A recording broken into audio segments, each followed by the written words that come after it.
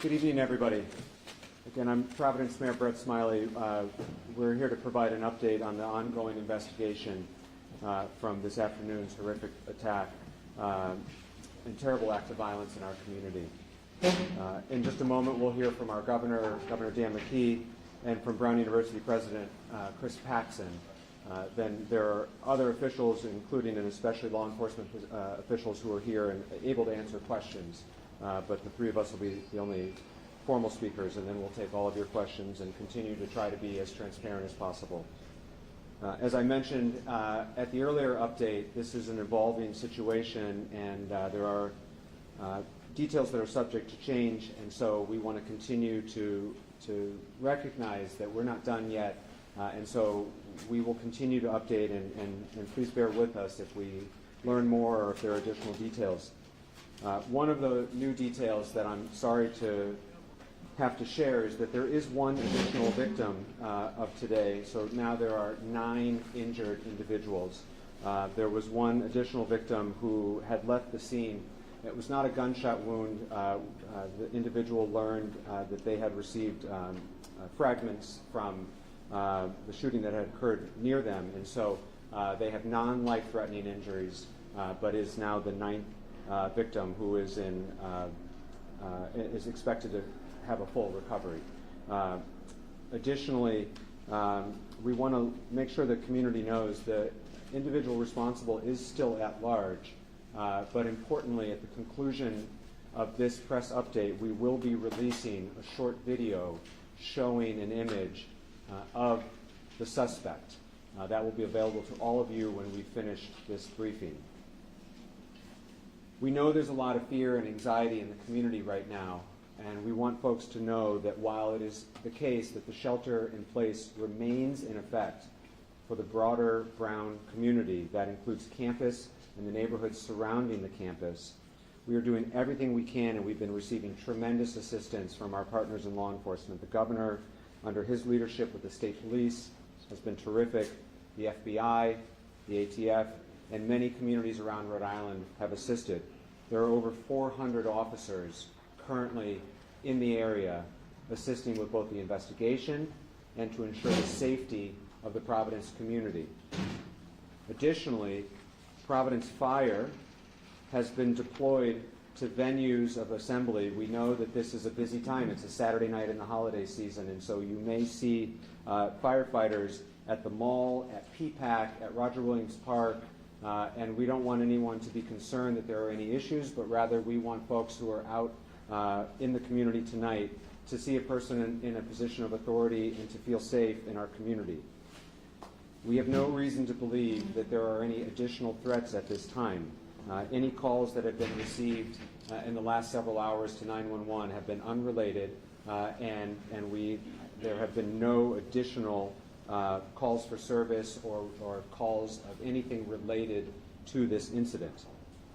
The video that will be released is from that building where the shooting occurred, which is the Barrison Holly building, looking towards Hope Street.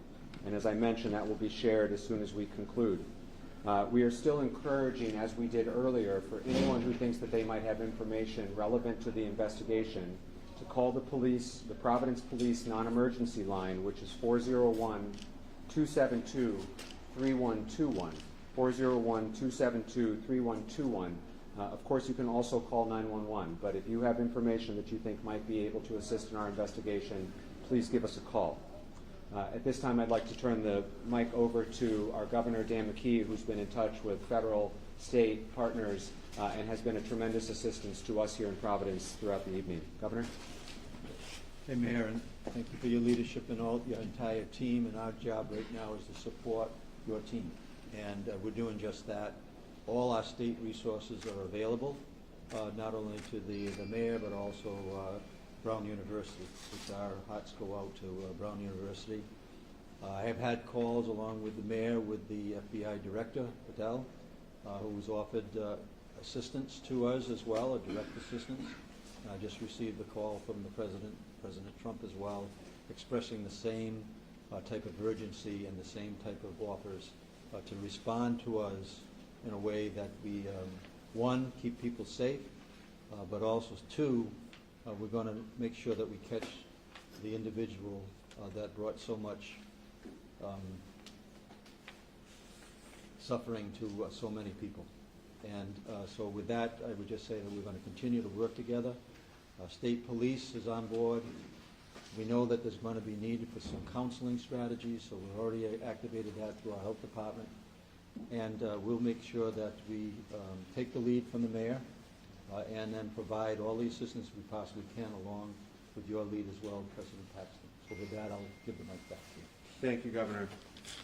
Now we'll introduce Brown University President Christine Paxson. Brown PD was the first to respond and has been an incredible partner, and we have two priorities right now as a community. One, to bring the individual responsible to justice, and two, to pray for the full recovery of those affected.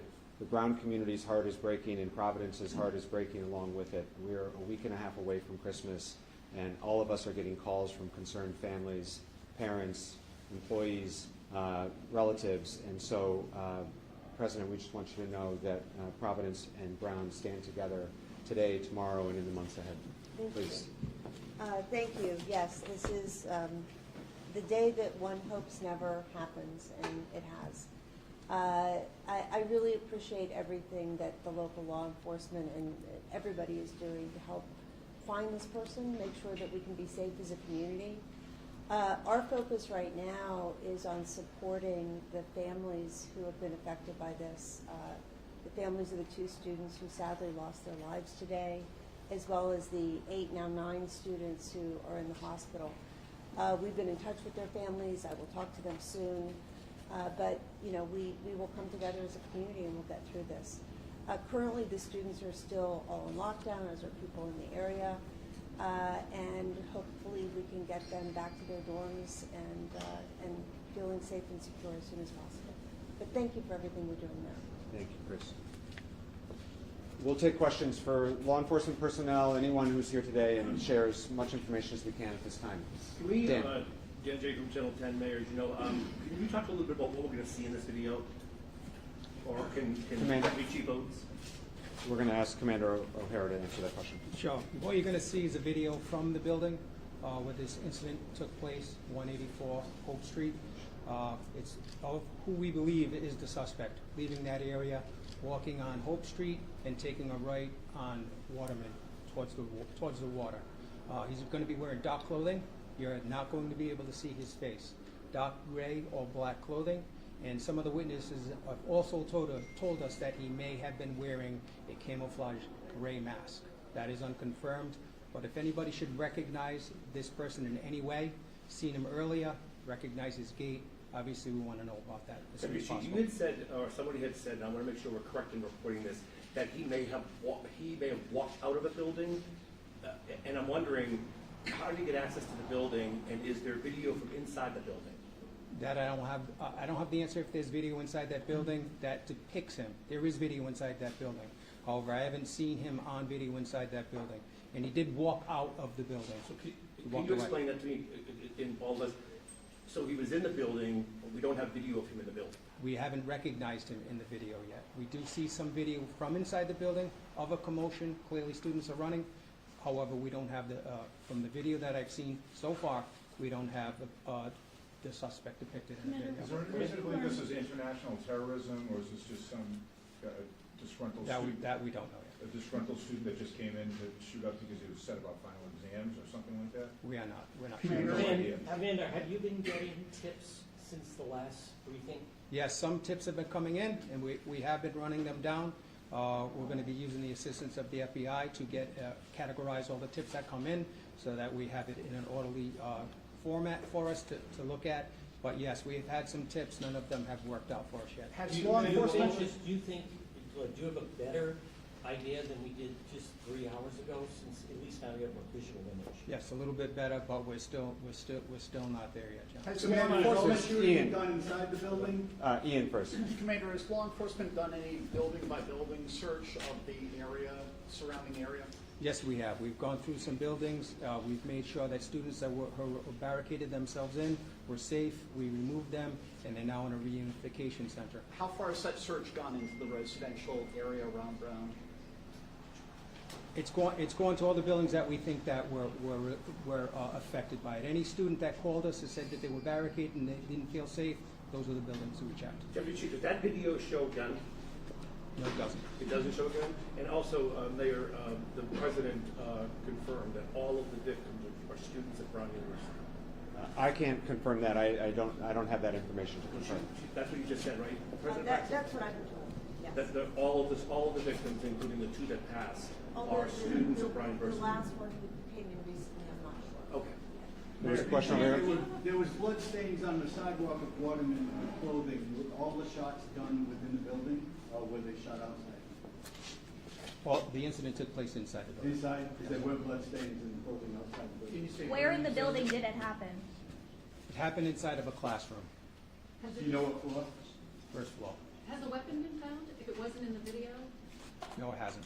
Have you talked to any of the Sorry, victims? Steph. Can you walk us through what you now know about the timeline of events?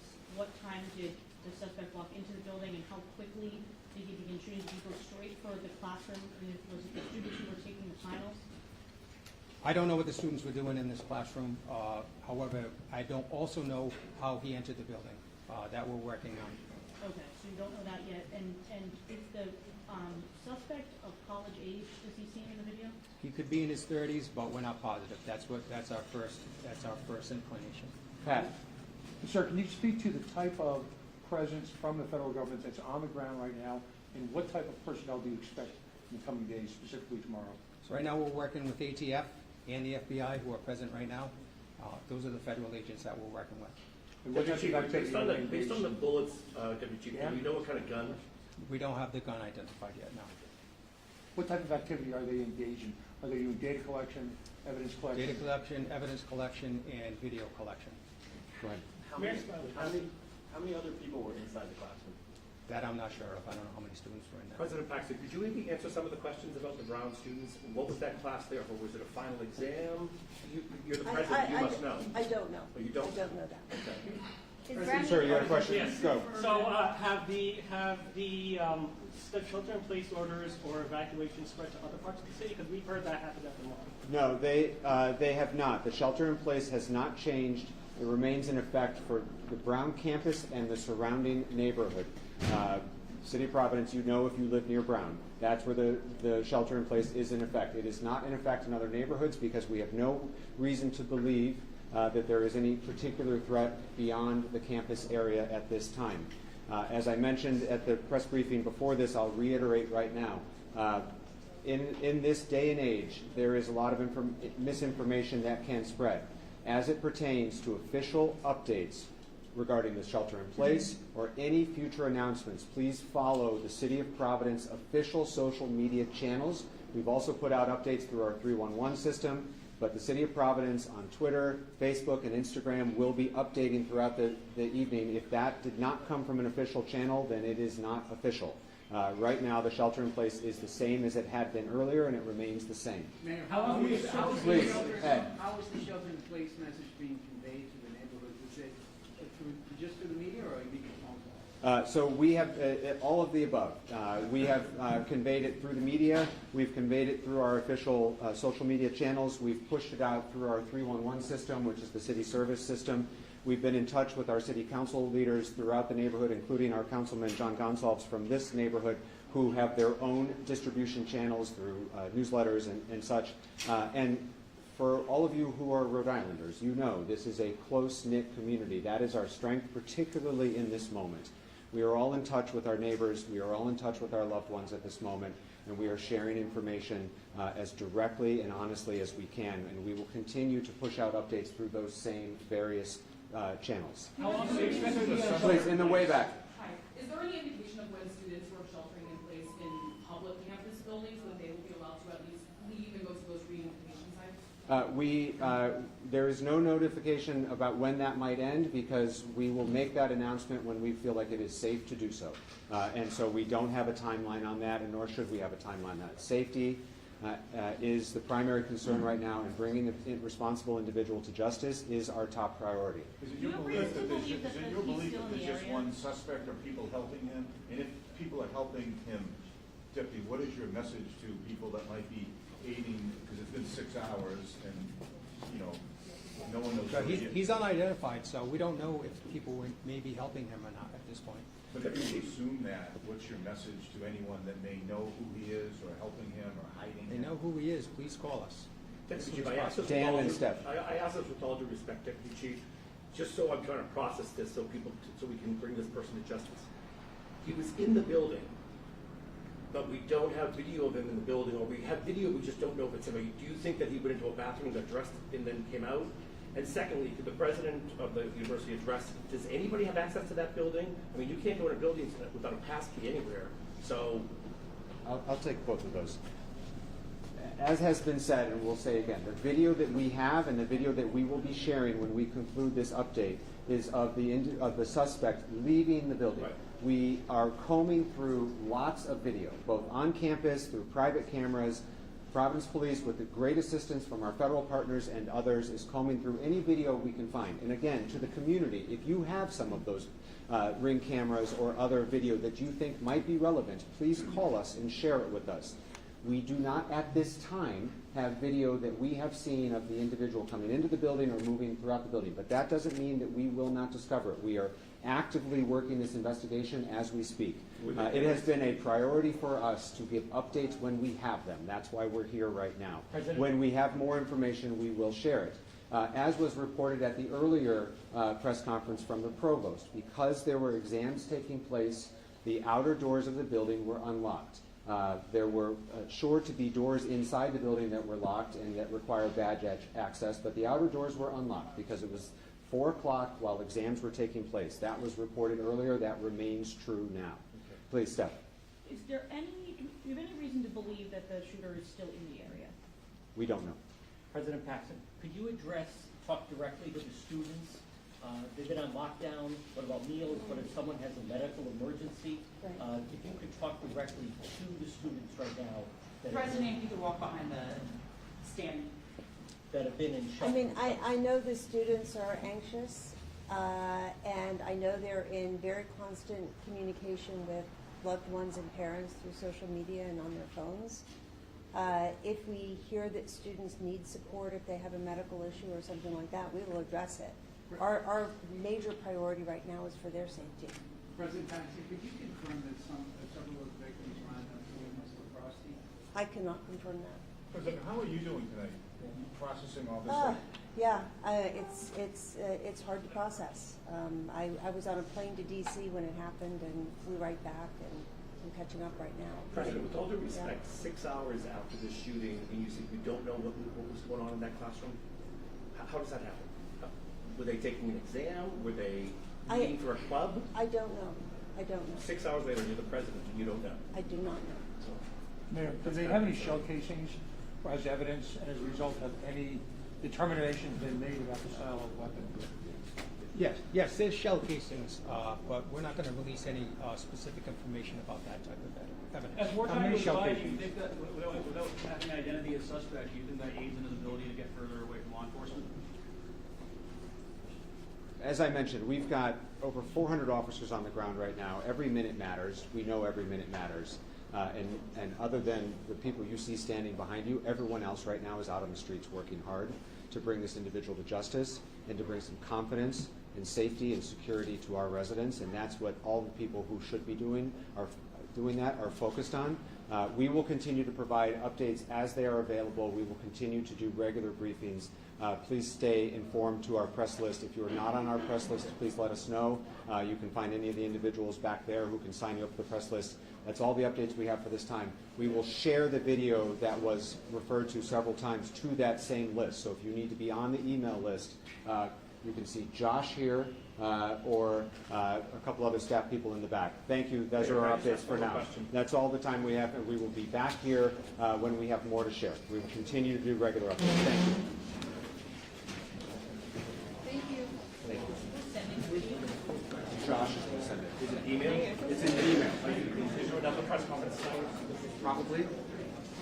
We will try to give you updates. Yeah. I'm expecting to do one more. Yes. You will. Yeah. Yes. Can I ask you? Okay, folks, let me slide out. All right. gracefully, please help. You did good.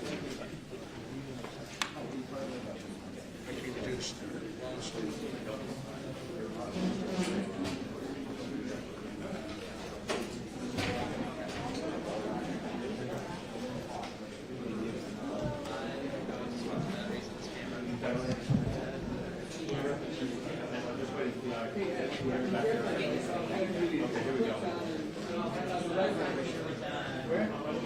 Behind the WCB.